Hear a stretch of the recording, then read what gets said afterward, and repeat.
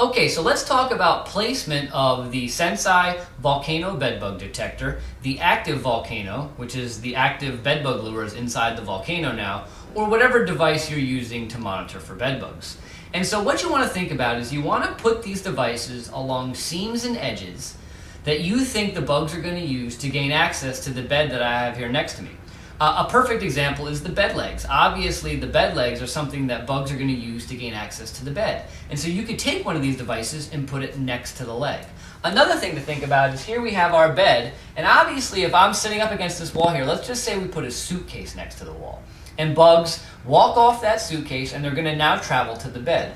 Well, what they're going to do is they're most likely going to use the baseboards to walk along the wall, turn, come along this wall, and then gain access to the bed probably here at the head leg or the box that you have in this environment. So I would go ahead and take this device and I would put it all the way underneath here between the box and the baseboard itself.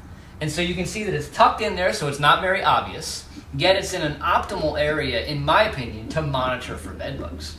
Because they're going to walk along here and probably gain access that way. They then encounter that lure, hopefully, or that monitor, and then go ahead and possibly the monitor itself will actually capture the bug. And so remember, that's not always super predictable. And so let's split placing the monitors into two categories. We're going to talk about proactive and reactive. If you're placing these monitors proactively, so this environment doesn't have bed bugs and we're going to put them in here to monitor for bed bugs moving forward, our recommendation is that you put one on the head side of each bed. And so where I just showed you before, along that baseboard, one on this side of the head and one on that side of the head. And then any bed or couch, you follow that same protocol, one on each side.